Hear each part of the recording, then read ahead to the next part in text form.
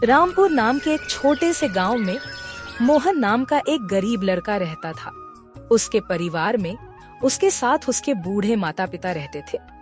सोहन का परिवार बहुत ही गरीब था। उनके पास ना तो कोई जमीन थी, नहीं खाने के लिए कोई साधन था। सोहन दिन भर मजदूरी करता और उससे जो कुछ भी कमा पाता उसी से अपने पूरे परिवार का पेट भर लेता। यह देखकर सोहन के माता पिता बहुत दुखी होते। हमारे पास ना अपना घर है और ना ही अपनी कोई जमीन। हमारा बेटा दिन भर दूसरों के खेतों में मजदूरी करता है और उसके बदले भी उसे बहुत कम पैसे मिलते हैं। हम दोनों अपने बेटे पर बोझ बन रहे। परेशान मत हो रीमा, हमारा बेटा बहुत मेहनती है, भगवान सब देख रहा है। सोहन ने कभी किसी के साथ गलत नहीं किया, वह ईमानदारी से मेहनत करता है। उसने बचपन से बहुत परेशानियां देखी हैं, पर उसने कभी हार नहीं मानी। एक दिन हमारा बेटा भी बहुत धन कमाएगा और उसकी सारी परेशानियां दूर हो जाएंगी।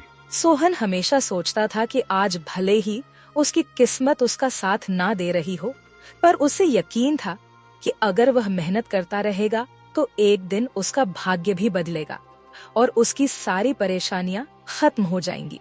एक दिन सोहन लालाराम जमींदार के खेत पर काम कर रहा था। लालाराम पास के एक पेड़ के नीचे बैठा था। सोहन अपने काम में लगा हुआ था। तभी उसने देखा कि लालाराम बहुत ही उदास है और गहरी चिंता में डूबा हुआ है। लालाराम को उदास देख मोहन तुरंत लालाराम के पास गया और बोला, क्या हुआ मालिक, आप बहुत उदास लग रहे हैं। मुझे ऐसा लग रहा है जैसे आप किसी गहरी चिंता में हैं। कुछ हुआ है? मुझे बताइए, क्या पता मैं आपकी कोई सहायता कर सकूं। सोहन की बात सुनकर लालाराम को गुस्सा आ गया और वह सोहन से गुस्से में बोला, अरे तू मेरी क्या सहायता करेगा? तू खुद अपनी सहायता कर सकता है क्या? अगर तू किसी की सहायता करने के काबिल होता तो क्या तुझे 2 वक्त के खाने के लिए आज मेरी जमीन पर काम करने की जरूरत पड़ती? चल यहाँ से जा, अपना काम कर और मुझे परेशान मत कर। सेठ जी, ऐसा नहीं है, यह सब वक्त वक्त की बात है। सब किस्मत का खेल है और इंसान को अपनी मेहनत पर विश्वास रखना चाहिए। आज भले ही किस्मत मेरे पक्ष में ना हो, लेकिन अगर मैं ईमानदारी और लगन से मेहनत करता रहूंगा तो किस्मत भी एक दिन मेरी तरफ झुक जाएगी। मेहनत और धैर्य से तकदीर के दरवाजे खुलने में देर हो सकती है, लेकिन मेहनत कभी बेकार नहीं जाती। मोहन की बात सुनकर लालाराम बहुत प्रसन्न हुआ। अरे सोहन, तेरे विचार तो बहुत अच्छे हैं। तेरी बातें सुनकर मन को एक सुकून सा मिला है। इतनी परेशानियों में भी तू अपनी जिंदगी खुश होकर काट रहा है। सेठ जी, यह सब मेरे पिता की सीख है। जब भी मैं किसी चीज के लिए अपने पिता से जिद करता था तो मेरे पिता हमेशा मुझे यही समझाते थे, बेटा सोहन, हमारे पास इतना धन नहीं है कि मैं तेरी हर इच्छा पूरी कर सकूं, लेकिन एक बात हमेशा याद रखना, जिंदगी भी मौसम की तरह होती है। कभी यह धूप की तरह खुशियों से भरी होती है, कभी ठंड की तरह कठिनाइयां लाती है और कभी बारिश की तरह परेशानियां आती है। लेकिन जैसे हर मौसम बीत जाता है वैसे ही जिंदगी के मुश्किल हालात भी गुजर जाते हैं। बस धैर्य और हिम्मत बनाए रखना जरूरी है, क्योंकि एक दिन सब कुछ ठीक हो ही जाता है। अरे वाह, लगता है तेरे पिता बहुत ही नेक इंसान है। किसी दिन मैं भी उनसे जरूर मिलूंगा। मालिक, क्या हुआ है? आप एक बार मुझे साफ साफ बताइए, क्या पता आपकी परेशानी का कोई हल मिल ही जाए। अरे सोहन, मैं एक बहुत बड़ी परेशानी में फंस गया हूँ। मुझे अपनी परेशानी का कोई भी हल नजर नहीं आ रहा है। सेठ जी, एक बार मुझे बताइए तो क्या पता आपकी परेशानी का कोई हल निकल ही जाए। सोहन, हमारे गांव में मेरे पिता की एक पुश्तैनी जमीन थी जो काफी पीढ़ियों से हमारे पास थी। उस पर मेरा और मेरे भाई का हक है, पर हमारे गांव के ही 2 बाप बेटों ने उस पर कब्जा कर लिया है। मैं पुलिस थाने में केस दर्ज कराने की सोच रहा था, लेकिन गांव के बहुत बड़े बड़े लोग उनके साथ हैं। मैं कितनी भी कोशिश कर लूं, लेकिन मैं उन लोगों का कुछ नहीं बिगड़ पाऊंगा। अब तो उन लोगों ने उस जमीन पर खेती भी शुरू कर दी। मेरे पिता की पुश्तैनी जमीन मेरे हाथों से छीनी जा रही है, इसलिए मैं बहुत परेशान हूँ। मुझे समझ नहीं आ रहा मैं अब क्या करूँ। आप सही कह रहे हैं सेठ जी, अगर आप कानून का सहारा लेकर भी अपनी जमीन को वापस लेने की कोशिश करेंगे तो भी आप उनका कुछ नहीं कर पाएंगे। हाँ सोहन, अब तू ही बता, मैं अब क्या करूँ? मैं तो सोच सोच कर परेशान हो गया हूँ। मेरी पुश्तैनी जमीन छीनी जा रही है और मैं कुछ भी नहीं कर पा रहा। सोहन ने कुछ देर सोचा और कहा, मालिक आप चिंता मत कीजिए, हर परेशानी का कोई ना कोई हल जरूर होता है। अगर आप चाहे तो एक तरीका है जिससे आप अपनी जमीन वापस पा सकते हैं। अगर ऐसा कोई तरीका है तो जल्दी बताओ सोहन, वह क्या तरीका है? सोहन ने लालाराम को अपनी सारी तरकीब पूरी तरह समझा दी। तरकीब सुनकर लालाराम मोहन से कहता है, अरे वाह सोहन, तू तो बहुत समझदार है, तूने तो बहुत अच्छी तरकीब बताई है।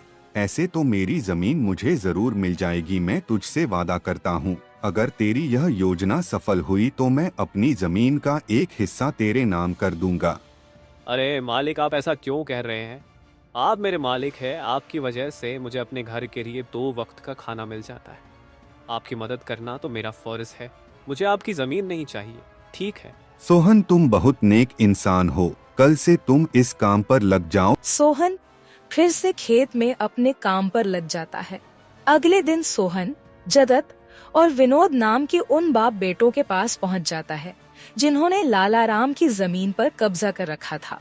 नमस्कार सेठ जी, मैं यहाँ से गुजर रहा था तो पास के लोगों ने बताया कि आपके यहाँ काम के लिए मजदूर की जरूरत है। क्या आपके यहाँ मुझे भी कोई काम मिल सकता है? अरे अरे, कौन हो तुम? तुमसे किसने कह दिया कि यहाँ मजदूर की जरूरत है? यहाँ किसी मजदूर की जरूरत नहीं है। सेठ जी, मैं एक मजदूर हूँ, पास ही के गांव में रहता हूँ, काम की तलाश में इधर उधर भटक रहा हूँ। हर दिन कहीं ना कहीं काम मिल जाता है, बस उसी काम को करके अपना पेट पालता हूँ। कभी खेती कर लेता हूँ तो कभी कोई मजदूरी। यह तो ठीक है, पर हमारे यहाँ फिलहाल कोई काम नहीं है। सेठ जी, मैंने तो सुना है कि आप लोग इस गांव के सबसे बड़े जमींदार हैं, आपके पास बहुत सारी जमीन है, इसलिए आपके यहाँ हमेशा मजदूरों की जरूरत रहती है। इसलिए मुझे लगा कि यहाँ मुझे कोई ना कोई काम जरूर मिल जाएगा। अरे भाई, मैंने कहा ना, यहाँ किसी भी मजदूर की जरूरत नहीं है। इसका मतलब लालाराम सेठ आपके बारे में सही कह रहे थे? लालाराम ने हमारे बारे में क्या कहा? अरे कुछ नहीं सेठ जी, चलिए तो मैं चलता हूँ। सेठ जी, आपके यहाँ तो कोई काम नहीं है, मैं अपने लिए कहीं और कोई काम देख लेता हूँ। सोहन वहाँ से जाने लगता है। तभी जगत विनोद ने सोहन को रोककर यह पता लगाने के लिए बोलता है कि लालाराम ने सोहन को उन लोगों के बारे में क्या बताया है। अरे भाई, इधर आओ, शायद तुम्हारे लिए हमारे पास एक काम है। सोहन तुरंत उनके पास चला गया और बोला, धन्यवाद सेठ जी, बताइए क्या काम है? आप जो भी काम बोलेंगे मैं हर काम करने के लिए तैयार हूँ, आखिर बूढ़े माँ बाप का पेट पालना है। अरे सब्र रखो, काम तो हम तुम्हें बता ही देंगे। पहले यह बताओ कि लालाराम हमारे बारे में क्या कह रहा था। सेठ जी, मैं पहले लालाराम सेठ के यहाँ काम करता था, पर वह बहुत ही कंजूस और बदतमीज आदमी है। मैं उनकी यहाँ दिन रात मेहनत करता, पर इतनी मेहनत करने के बाद भी वो मेरी सही मजदूरी नहीं देता था। इस बात पर कल मेरी उससे बहस हो गई थी। फिर क्या हुआ? लालाराम ने हमारे बारे में क्या कहा? जब मेरी सेठ लालाराम से बहस हो रही थी तब उसने ने मुझे कहा कि पूरे गांव में उनसे ज्यादा मजदूरी कोई नहीं दे रहा। तो मैंने गुस्से में कह दिया कि गांव के सबसे बड़े जमींदार जगत सेठ और विनोद सेठ सबसे अच्छी मजदूरी देते हैं, इसलिए उनके यहाँ हमेशा काम करने वालों की भीड़ रहती है। हाँ भाई, बिल्कुल सही कहा था। आखिर हम गांव के सबसे बड़े जमींदार हैं। हमारा फर्ज है कि जो भी मजदूर हमारे यहाँ काम करता है उसे उसकी मेहनत के हिसाब से सही मजदूरी मिले। वाह सेठ जी, आपने बहुत अच्छी बात कही। लालाराम सेठ कभी भी आपकी बराबरी नहीं कर सकता, वह तो शायद आपके जितना भी नहीं सोच सकता। जगत और विनोद सोहन की चापलूसी भरी बातों में आ जाते हैं और उसे अपने यहाँ काम पर रख लेते हैं। चलो अब काम की बात करते हैं। तुम एक अच्छे इंसान लगते हो, हमें अपने खेत पर काम करने के लिए तुम्हारे जैसे ही एक मजदूर की जरूरत है। कल से ही काम पर आ जाना। कुछ दिन ऐसे ही बीत गए। एक दिन जगत अपने बेटे विनोद से बोला, विनोद बेटा, यह सोहन तो बहुत मेहनती है, यह अकेले ही 4 लोगों का काम कर देता है। अच्छा हुआ कि हमने इसे रोक लिया। हाँ पिताजी, आप सही कह रहे हो, सोहन बहुत मेहनती है, इसके जितना काम शायद ही कोई और करता होगा। ये पूरा दिन यहाँ काम पर अकेला लगा रहता है। सोहन की मेहनत ने जगत और विनोद का दिल जीत लिया। कुछ दिन और बीत गए। एक शाम जगत और विनोद अपने खेतों का दौरा कर रहे थे। जब वे अपने खेत पर पहुँचे तो देखा कि सोहन इतने देर तक भी काम कर रहा था। सोहन भाई, अब तो रात होने वाली है, तुम इतनी देर तक काम क्यों कर रहे हो? अब घर जाओ और आराम कर लो। सेठ जी, हमारी किस्मत में आराम कहाँ है? घर पर बूढ़े माँ बाप है, काम नहीं करूंगा तो उनके लिए 2 वक्त का खाना कहाँ से जुटा पाऊंगा? घर पर बैठकर आराम करने से अच्छा है कि मैं काम करूं। इस तरह मेरा मन भी लगा रहता है। तुम बहुत मेहनती हो सोहन, आज का काम यहीं छोड़ दो और घर जाकर आराम करो। नहीं सेठ जी, इसकी कोई जरूरत नहीं है। मैं काम करने में खुश हूँ। आप लोग जाइए, मैं ठीक हूँ। ठीक है सोहन, फिर हम जाते हैं। जब तुम्हारा मन करे काम खत्म करके अपने घर चले जाना, ठीक है। इसके बाद जगत और विनोद खेत को सोहन के भरोसे छोड़कर चले गए। अगली सुबह जब विनोद और जगत अपने खेत पर लौटे तो देखा कि वहाँ पुलिस खड़ी है। पुलिस को देखकर दोनों दौड़ते हुए आए और पूछा, क्या हुआ थानेदार साहब, आप यहाँ क्या कर रहे हैं? क्या यह जमीन तुम दोनों की है? हाँ थानेदार साहब, यह जमीन हमारी है, हमारे पास इसके कागजात भी हैं। फिर तो तुम दोनों को ले जाकर जेल में डालना ही पड़ेगा। यह क्या कह रहे हैं थानेदार साहब, हम कुछ समझे नहीं, आप क्या कहना चाह रहे हैं? अभी तुम दोनों बहुत अच्छे से समझ जाओगे। वह देखो तुम्हारी जमीन से क्या निकला है। थानेदार के कहते ही दोनों बाप बेटे जब पलट कर देखते हैं तो वहाँ उनकी जमीन में एक लाश दबी हुई थी जिसमें सिर्फ कंकाल बचा था। यह देखकर दोनों बाप बेटे डर जाते हैं। थानेदार साहब, यह किसकी लाश है और यह हमारे खेत में कहाँ से आ गई? अब बहाने मत बनाओ, पहले लोगों को मारो फिर उन्हें अपनी जमीन में गाड़ दो और अब कह रहे हो कि यह क्या है? नहीं थानेदार साहब, हमें नहीं पता कि यह सब क्या है। यह लाश यहाँ कैसे आई, हमें कुछ नहीं पता। अब झूठ मत बोलो, अगर फांसी नहीं हुई तो कम से कम तुम दोनों को उम्र कैद की सजा तो जरूर मिलेगी। फांसी और उम्र कैद की बात सुनकर दोनों बाप बेटे डर गए और थानेदार के सामने गिड़गिड़ाने लगे। थानेदार साहब, हम इस लाश के बारे में कुछ नहीं जानते। हमें नहीं पता यह लाश किसकी है और इसे यहाँ कौन गाड़ कर चला गया। इस मामले से बचने के लिए दोनों ने कुछ तरकीब सोचनी शुरू की। तभी सोहन वहाँ आ जाता है। अरे सेठ जी, यह पुलिस यहाँ क्यों आई है? क्या हुआ है? सोहन देखो, पता नहीं कहाँ से हमारी जमीन में यह कंकाल आ गया है। मालिक, यह कंकाल यहाँ कहाँ से आ गया? ये तो बहुत गंभीर बात है। हाँ सोहन, पता नहीं यह कंकाल यहाँ कहाँ से आया है और थानेदार साहब को लगता है कि इसे हमने यहाँ मारकर गाड़ा है। अब तू ही कोई उपाय सोच जिससे हम इस परेशानी से बच सके। तीनों को आपस में खुसर फसर करते देख थानेदार ने कहा, अब कोई तरकीब मत बनाओ, तुम दोनों बाप बेटों में से कोई एक तो जरूर जेल जाएगा। अब तुम ही तय करो जेल कौन जाएगा। थानेदार साहब, थोड़ा सा समय दीजिए, हम तय कर ले कि जेल कौन जाएगा। मैं बस 5 मिनट देता हूँ, जल्दी से फैसला करो कौन जाएगा जेल। सोहन, जगत और विनोद थोड़ी दूरी पर जाकर बात करने लगे। देखो मालिक, दोनों के फंसने से अच्छा है कि कोई एक फंसे। अब सोचिए कौन जाएगा। हम दोनों में से कोई भी जेल नहीं जाना चाहता। सोहन भाई, कोई उपाय सोचो जिससे हम दोनों इस मुसीबत से बच सके। मालिक, एक बात कहूँ, इस कंकाल को देखकर ऐसा लगता है कि इसे काफी महीने पहले जमीन में दबाया गया होगा। जगत फांसी की बात सुनकर पहले ही डर गया था और सोहन की बात सुनते ही उसने फटाफट पूरी कहानी सोहन को बता दी। देखो सोहन भाई, सच कहूँ तो यह जमीन हमने कुछ महीने पहले ही लालाराम से हड़प ली थी। विनोद की बात सुनकर मोहन ऐसा दिखाने लगा जैसे उसे कुछ पता ही ना हो। क्या क्या कहा मालिक आपने? ये जमीन हड़पी थी, मुझे कुछ समझ नहीं आ रहा, जरा साफ साफ बताइए। जगत ने जमीन हड़पने की पूरी कहानी सोहन को बताई।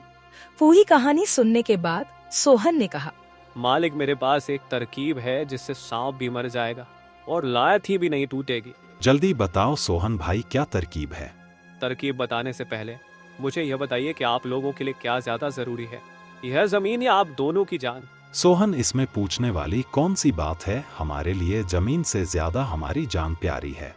तो एक काम कीजिए मालिक, आप सबसे पहले जाकर थाने आर को बताइए कि यह जमीन सेठ लालाराम की है। आप उनसे बोलिए कि हमने तो कुछ महीने पहले ही यह जमीन बस काम करने के लिए उनसे ली थी, बाकी का काम मैं संभाल लूंगा। अरे सोहन, लेकिन इससे तो हमारी जमीन हमसे छिन जाएगी, फिर क्या होगा? नहीं मालिक, शायद आप मेरी तरकीब समझ नहीं पाए। जब आप थानेदार को बताएंगे कि यह जमीन सेठ लालाराम की है तो पुलिस किसे गिरफ्तार करेगी? सेठ लालाराम को। और जब लालाराम जेल चला जाएगा तब आप लोग फिर से जमीन पर कब्जा कर सकते हैं। इससे आप लोग भी जेल जाने से बच जाओगे और जमीन भी आपके ही के पास रहेगी। सोहन की तरकीब सुनकर दोनों बाप बेटे दंग रह गए। वाह सोहन भाई, तुम तो बहुत होशियार हो। आज तक तुमने हमें अपने काम से खुश किया था, अब तुम्हारी बुद्धि हमारी जान भी बचाएगी। इसके बाद तीनों थानेदार के पास गए और मोहन ने जो कुछ कहा था वही बात दोनों बाप बेटे थानेदार से कहने लगे। थानेदार साहब, यह जमीन हमारी नहीं है। हमने कुछ महीने पहले ही काम करने के लिए यह खेत लालाराम सेठ से लिया था। वह जब खुद फंस गए हो तो अब किसी और को फंसाकर अपनी जान बचाना चाहते हो ना? साहब, अगर आपको हमारी बात पर यकीन नहीं हो रहा तो आप सोहन से पूछ लीजिए। वह हमारे साथ बस कुछ दिनों से ही काम कर रहा है। इससे पहले वह सेठ लालाराम के यहाँ काम करता था। बोलो सोहन, यह जमीन किसकी है? थानेदार साहब, ये जमीन सेठ लालाराम की है। जगत सेठ और विनोद सेठ ने तो बस कुछ समय से इस जमीन पर खेती कराना शुरू किया है।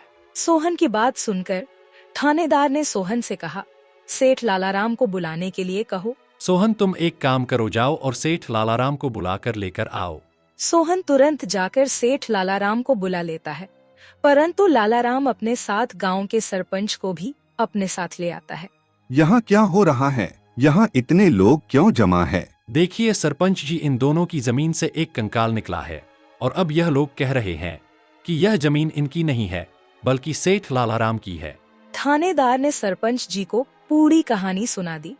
अपने आप को फंसा देख जगत ने सरपंच से कहा, नहीं सरपंच जी, यह जमीन हमारी नहीं है। हम यहाँ बस कुछ समय से काम कर रहे हैं। आप हमारे मजदूर मोहन से पूछ लीजिए। हाँ थानेदार साहब, यह जमीन सेठ लालाराम की है। मैं कैसे मान लूं कि यह जमीन लालाराम की है? हमारे यहाँ का थानेदार तो कह रहा था कि इस जमीन पर कोई केस चल रहा है और इस जमीन पर तुम्हारा कब्जा था, और अब तुम कह रहे हो कि यह जमीन लालाराम की है।